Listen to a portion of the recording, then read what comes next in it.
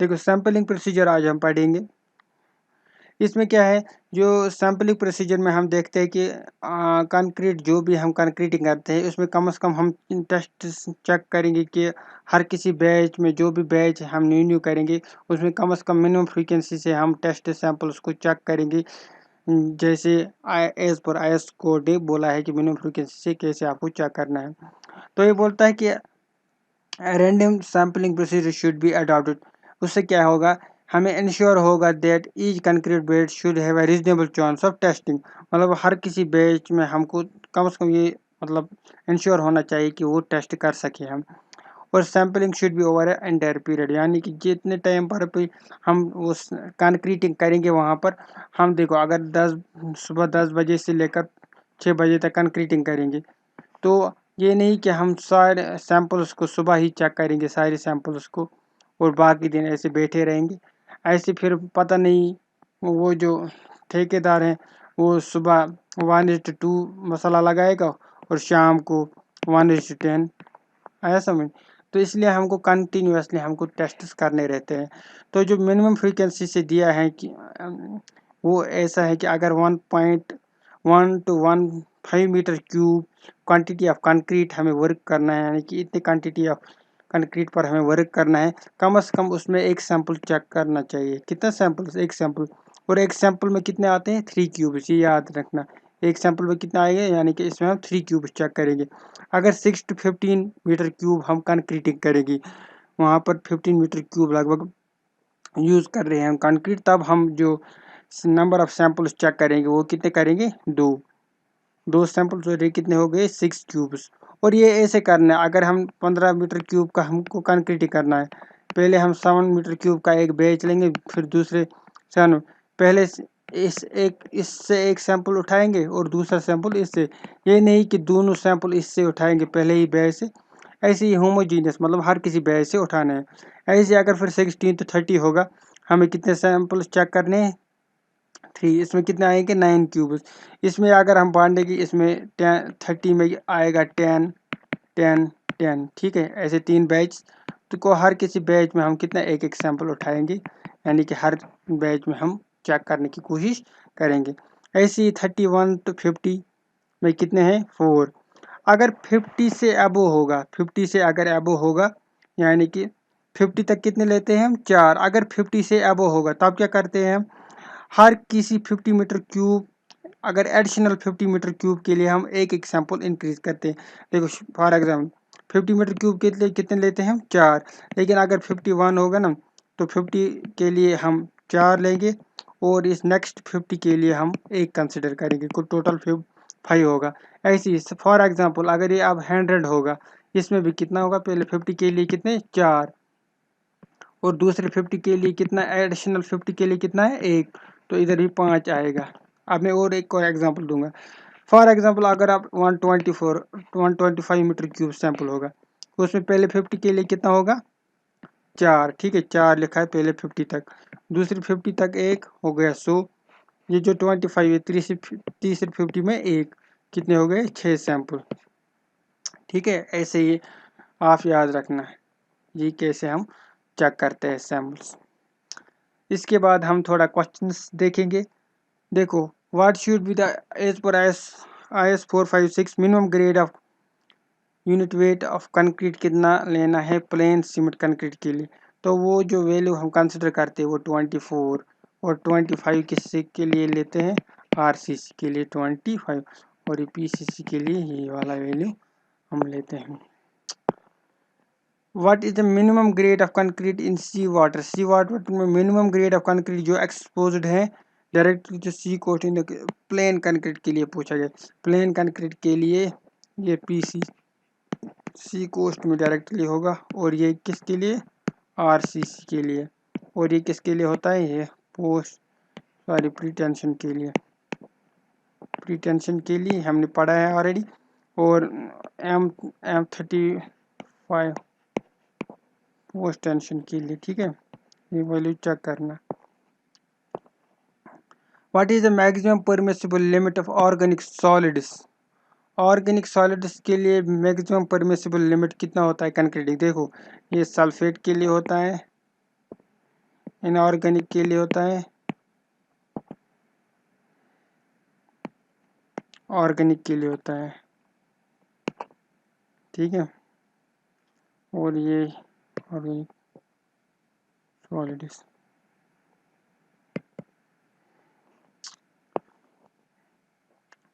ये भी हमने ऑलरेडी ऊपर पढ़ा है। M15 तक हम 3.5, M20 to M25 के लिए हम कितना लेते हैं 4, और फिर उससे आगे M30 to M60 उसके लिए कितने लेते हैं 5, और M60 से अब हम क्या करते थे, ट्रायल्स करते थे खुद ही, ठीक है। तो इसका जो आंसर आएगा M25 ये वो 4 आएगा, ठीक है। देखो अब हम पढ़ेंगे young models of elasticity in concrete. पहले हम इन जनरल बोलेंगे कि यंग मॉडल्स ऑफ इलास्टिसिटी क्या होता है। ये देखो, अगर हमको ऐसे स्ट्रेस स्ट्रेन कर्व होगा, स्ट्रेस स्ट्रेन एक कर्व होगा, अगर हम इसमें इधर ये देखेंगे, ये कर्व जो इसका ये स्लोप होगा, स्लोप देखो, ये यहाँ पर एक सिग्मा 1 वैल्यू होगा, यहाँ पर सिग्मा 2, ठीक है। तो यहाँ पर इसका ये स्ट्रेन होगा, ठीक है, नीचे स्ट्रेन, यहाँ पर E1 होगा इसका वैल्यू, और यहाँ पर E2। अगर मैं इसका स्लोप निकालूंगा, इस स्लोप, तो वो आएगा sigma 1 minus sigma 2 divide by E1 minus E2। यही हम बोलेंगे कि जो स्ट्रेस स्ट्रेन कर्व है उसका जो स्लोप है वो हमको देता है मॉडल्स ऑफ इलास्टिसिटी, याद रखना। क्योंकि यहाँ पर जो ये यहाँ से यहाँ तक का जो वैल्यू है, देखो यहाँ से यहाँ तक का जो वैल्यू है ये होगा सिग्मा 1 माइनस सिग्मा 2, और ये जो वैल्यू है ये E2 माइनस E1। और अगर हम इधर टेन थीटा निकालेंगे, टेन थीटा ही स्लोप होता है, टेन थीटा का वैल्यू कितना होगा sigma 1 minus sigma 2 divide by E1 minus E2। यानी कि स्ट्रेस और स्ट्रेन डायग्राम का जो स्लोप होता है उसी को हम मॉडल्स ऑफ इलास्टिसिटी कहते हैं।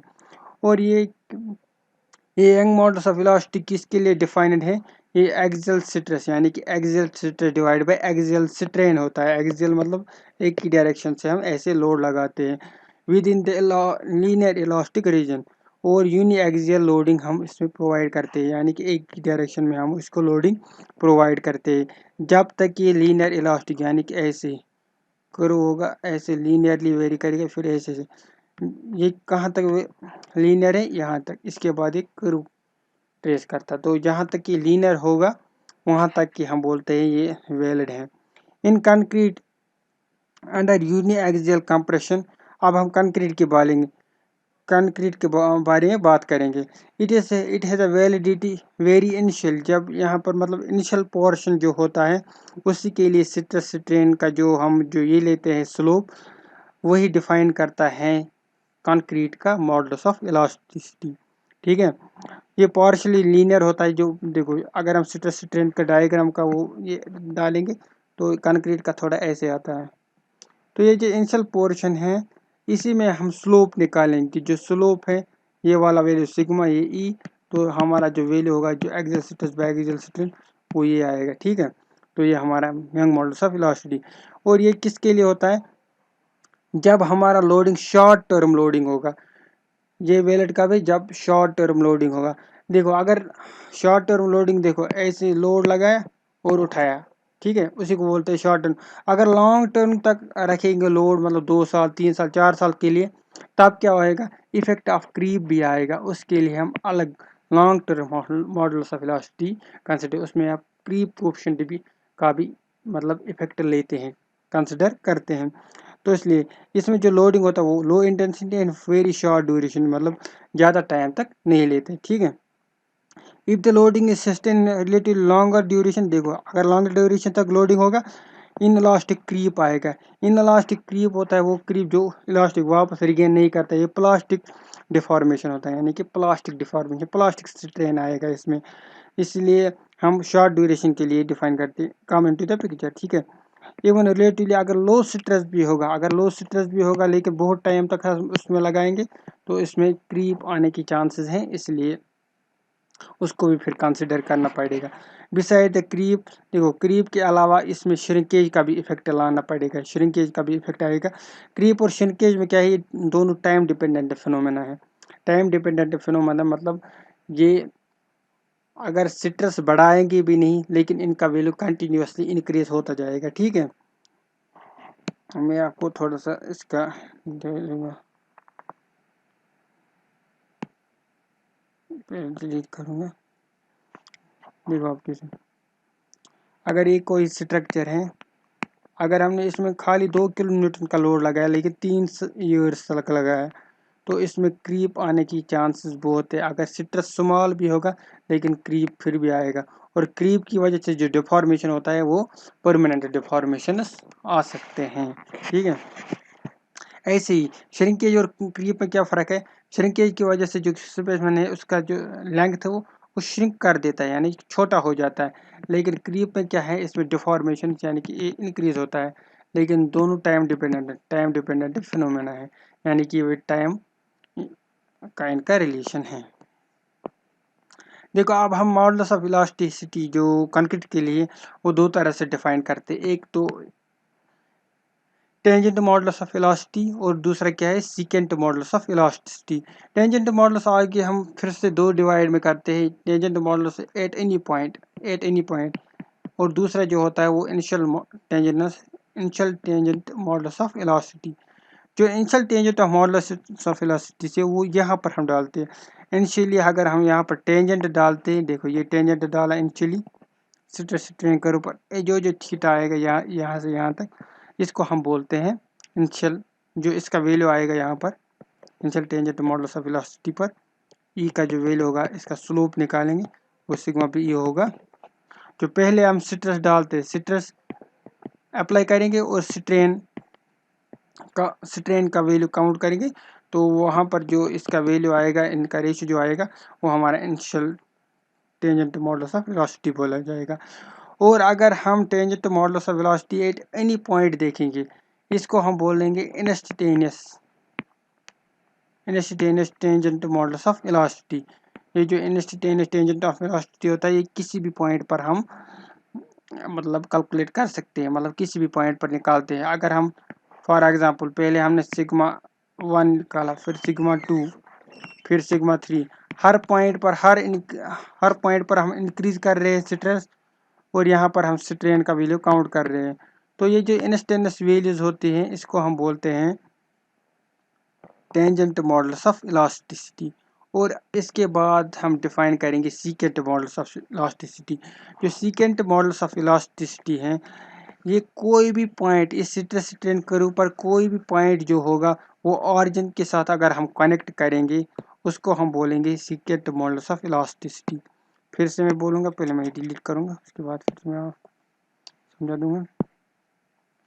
कोई भी पॉइंट इस स्ट्रेस स्ट्रेन कर्व पर, देखो इस स्ट्रेस स्ट्रेन कर्व पर कोई भी पॉइंट, अगर हम इस स्ट्रेस स्ट्रेन कर्व पर कोई भी पॉइंट अगर हम ऑरिजिन के साथ उसको कनेक्ट करेंगे, तो उसको हम बोलेंगे सीकेंट मॉडुलस ऑफ इलास्टिसिटी। और इसको हम स्टैटिक मॉडुलस ऑफ इलास्टिसिटी भी बोलते हैं। किसको, सीकेंट मॉडुलस ऑफ इलास्टिसिटी को स्टैटिक मॉडुलस ऑफ इलास्टिसिटी भी कहते हैं। और हम ये वैल्यू यही हम कंक्रीट के लिए यूज़ करते हैं, यानी कि कंक्रीट का जो मॉडुलस ऑफ इलास्टिसिटी है वो सीकेंट मॉडुलस ऑफ इलास्टिसिटी से ही निकालते हैं। ये रहा यहाँ पर टेंजेंट मॉडुलस ऑफ इलास्टिसिटी, किसी भी पॉइंट पर निकालते हैं। इंक्रीज इन स्ट्रेस निकालते हैं और उसमें देखते हैं कि इंक्रीज कितना हुआ स्ट्रेन पर। किसी भी पॉइंट पर अगर हमने इंक्रीज किया स्ट्रेस, उसमें देखते हैं हम कि स्ट्रेन कितना इंक्रीज हुआ, और इसको हम बोलते हैं इंस्टेंटेनियस मॉडुलस ऑफ इलास्टिसिटी भी। ठीक है, ये बाकी मैंने पॉइंट्स को डिफाइन किया है। और initial tangent modulus of elasticity ये कहाँ पर डिफाइन करते हैं, ये इनिशियल ऑरिजिन पर डिफाइन करते हैं। इसको हम डायनेमिक मॉडुलस ऑफ इलास्टिसिटी भी बोलते हैं। उसके बाद जो ये कैसे मेजर करते हैं, रेजोनेंट फ्रीक्वेंसी टेस्ट से और यूपीवी से भी मेजर करते हैं। ये क्या होता है, इसका मतलब होता है increase in stress, increase in strain at origin. अगर हम ऑरिजिन पर कितना स्ट्रेस इंक्रीज करेंगे और वही पर स्ट्रेन कितना इंक्रीज हुआ, वो हमको देगा initial tangent modulus of elasticity. इसके बाद सीकेंट मॉडल्स ऑफ इलास्टिसिटी है जो इम्पोर्टेंट है आरसीसी में, क्योंकि इसी से हम निकालते हैं अपने कंक्रीट का जो 5000 under root of F C के, वो इससे हम डिराइव करते हैं। It is a line joining at any point on stress strain curve to its origin, जो मैंने अभी ऑलरेडी बोला है कैसे निकालते हैं। कोई भी पॉइंट ऑरिजिन से जो कनेक्ट करेंगे उसको हम बोलते हैं सीकेंट मॉडल्स ऑफ इलास्टिसिटी, ठीक है। और इसको हम स्टैटिक मॉडल्स ऑफ इलास्टिसिटी भी बोलते हैं। ये होता है total strain already observe, total strain वहाँ तक जो टोटल स्ट्रेन आएगा और टोटल जो कंटिन्यूस स्ट्रेस हम अप्लाई करते हैं उसको जब हम यहाँ पर total stress by total strain लिखते हैं तो वो हमारा आएगा ES second models of elasticity, with the total increase in stress to total increase in strain, ठीक है। ये जो मॉडल्स ऑफ इलास्टिसिटी है अकॉर्डिंग टू IS 456, ये 5000 अंडर रूट ऑफ FCK होता है। पुराने कोड में ये 5700 अंडर रूट ऑफ FCK, और इसको हम short term of models of elasticity बोलते हैं। इसको शॉर्ट टर्म क्यों बोलते हैं? क्योंकि इसमें हम इफेक्ट ऑफ क्रीप नहीं लेते हैं, इफेक्ट ऑफ क्रीप नहीं लेते। जो मैंने ऑलरेडी डिफाइन किया क्रीप क्या होता है, वो इफेक्ट ऑफ क्रीप हम इसमें नहीं लेते हैं। और इसमें जो वेरिएशन होता है ये मतलब कि एग्जैक्ट नहीं होता है इतना, लेकिन इसमें कितना होता है प्लस माइनस 50 मतलब 20% ऑफ FCK। फॉर एग्जांपल अगर यहाँ पर FCK होगा तो इसका वेरिएशन जो होगा यानी कि E का जो वेरिएशन होगा वो यहाँ पर 1.2 E से लेकर 0.8 E तक, यानी कि इस रेंज में इसका वैल्यू होगा, ठीक है। Yet short term models of the creep is not considered, देखो क्रीप इसमें हम कंसिडर नहीं करते, इसलिए हम इसको बोलते हैं शॉर्ट टर्म। जिसमें हम क्रीप का भी मतलब इफेक्ट लेंगे उसको हम फिर बोलेंगे long term of models of elasticity, इसमें हम क्रीप का इफेक्ट नहीं लेते हैं, ठीक है। और static signifies that it's value is imposed on a long for a long period, इसमें हम स्टैटिक सिग्निफाइज जो स्टैटिक मॉडल्स ऑफ इलास्टिसिटी बोलते हैं ना इसको, तो इसका सिग्निफिकेंस क्या है एक्चुअली, इसको लॉन्ग पीरियड के लिए हम देखते हैं, ठीक है। स्ट्रेस जो है लॉन्ग पीरियड तक हम रखते हैं। और ये देखा गया है एज पर IS 456, ये भी याद रखना है।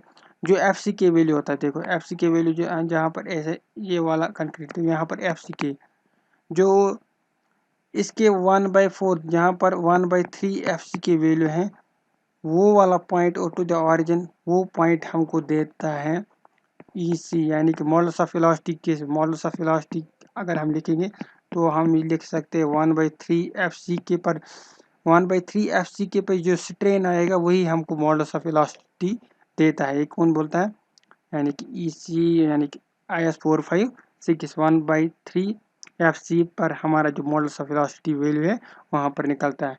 इसका मतलब हमने जो ये 3 वैल्यू निकाला है ये हमने फैक्टर ऑफ सेफ्टी रखा, क्योंकि हमने बोला पहले ही वैल्यू को इंक्रीज यानी कि हमने कम वैल्यू पर ये डिराइव किया है, इसलिए हम बोलते हैं कि फैक्टर ऑफ सेफ्टी इसमें लिया है हमने 3 का लिया है। और with in the elastic limit, ये बोल रहा है कि with in elastic limit, elastic limit होता है जहाँ जहाँ जब तक स्ट्रेस और स्ट्रेन इक्वल होता है उसको हम बोलते हैं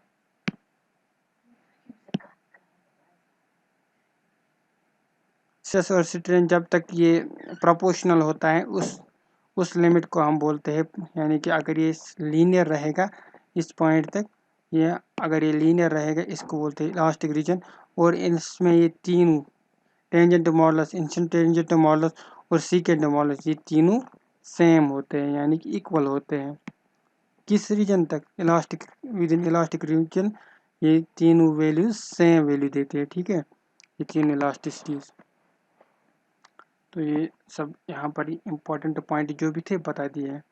और यहाँ पर पहला इससे SSC JEE में क्वेश्चन आया है तो इसका आंसर जो होगा 5000 अंडर रूट ऑफ FCK, ठीक है। और ये जो वैल्यू होता है ये FC और फ्लेक्सुरल स्ट्रेंथ के लिए होता है, फ्लेक्सुरल स्ट्रेंथ, और ये टेंसाइल के लिए होता है, याद रखना टेंसाइल के लिए होता है, ये कुछ है ही नहीं। नेक्स्ट हम पढ़ेंगे क्रीप।